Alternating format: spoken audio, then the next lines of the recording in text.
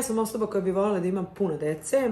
Kada su neke brojke u pitanju, ne mogu o tome da se izjašnjavam, ali recimo kada zamišljam neku sliku u budućnosti moje porodice i mene, zamišljam sebe i supruga sa 5 dece. Ja sam imala manje estetske korekcije, a što se tiče botoksa, koristim ga najviše za regiju ovde između obrva, zato što se mnogo mrštim.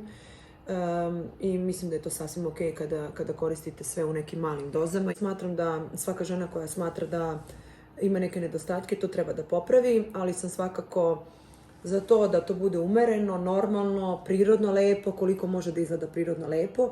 I više puta sam govorila to i u svojim storijima, kada su me pitale devojke šta uraditi ili kod koga otići i tako dalje, nemaju poverenja. Ja sam više puta rekla, samo pogledajte lekara koji vam to radi, kako on izgleda i sve će vam biti jasno. Ja imam sreću da sarađujem sa zaista sjajnim lekarom, Mirjanom Rašlić.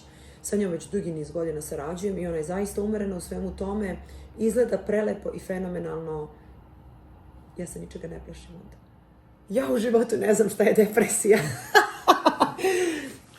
Nisam imala nikakve depresije, Bogu hvala. Znam da postoje ove žene koje prolaze kroz to i veoma mi je žao zbog toga, ali ja sam neko ko gleda pozitivno generalno kroz život, ko veruje u Boga i znam da sve ono što dođe i neka iskušenja i naravno lepe stvari, da su sve Božja odluka i Božja volja i da mi tu ništa ne možemo, ali svakako da dajem podršku ženama koje su prolazile ili prolaze kroz depresiju. Bitna je želja za nekim boljim vremenima, za oporavkom i tako dalje i eto koliko mogu da ih podržavam ih ovaj put. Ja sam osoba koja izuzetno voli svoj posao, radujem se nastupima, druženju sa publikom. Obzirom da sam u poslednjih godinu dana postala mama po drugi put, veoma mi je lepo kući. Volim kući da budem, da kuvam, da spremam, da uživam sa svojom porodicom, da dočekujem svoje prijatelje, da im kuvam, pošto svi moji prijatelji znaju da je moja hrana ukusna i onda vole da dolaze, tako da ja s ljubavlju i zadovoljstvom sve njih sačekam, ispratim i lepo mi je kući, zaista. Pa, kod mene svaki proizvod ima šansu.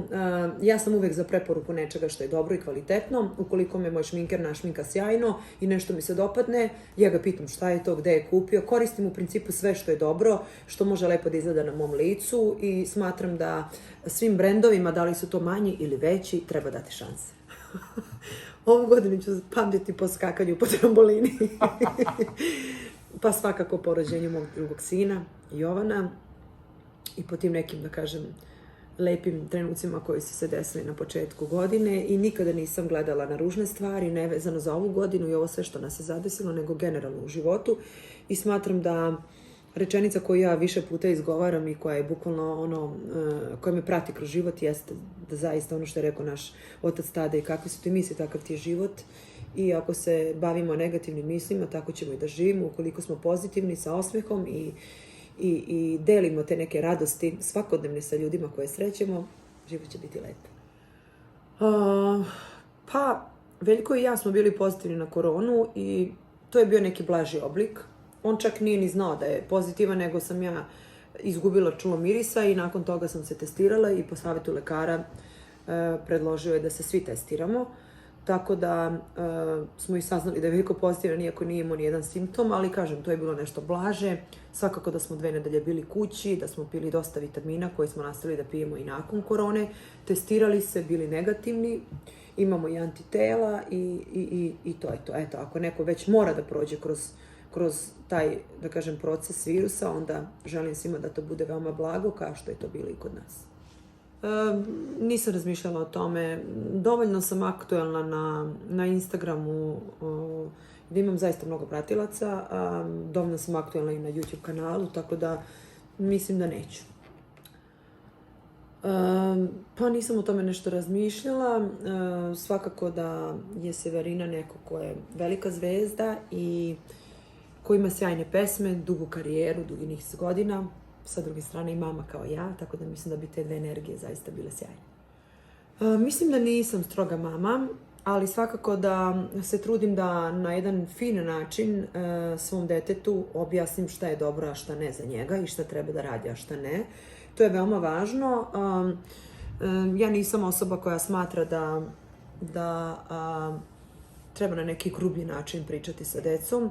Svakako da treba da postoji nekad i neka kazna, to je samo za njihovo dobro, ali mislim da nisam stroga.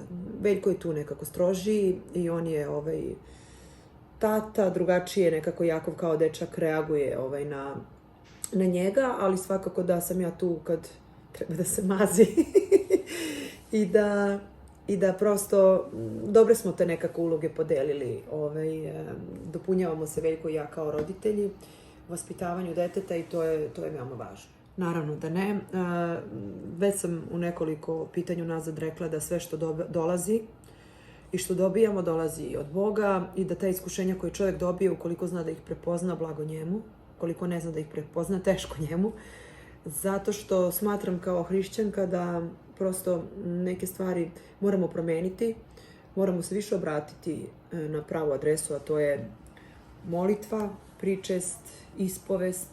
To su neke osnovne stvari koje čovjek u svom životu treba da promeni, da uradi, da bi mu se nešto lepo i dogodilo i da bi dobio ono što zasluži. Ne možemo da tražimo od Boga nešto, a da ništa ne damo i sa Bogom ne postoji kompromis. Prosto postoje neke stvari koje moramo ispoštovati, ali naravno sve kroz ljubav i smatram da je meni i Veljku bar potomstvo došlo u pravom trenutku, onda kada je Bog smatrao da je to pravi moment, iako smo čekali 7 godina, ali eto, onako nekako stvari se dešavaju kada se čovjek najmanje nada, a ja bih dodala i kada zaslužuje.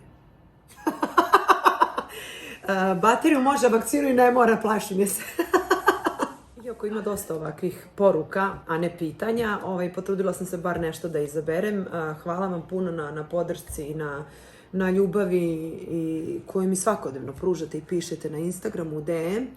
Ne mogu, nažalost, da stignem sve da pročitam, ali svakako da sam beskreno zahvalna što imam toliko pratilaca i što me ljudi toliko vole.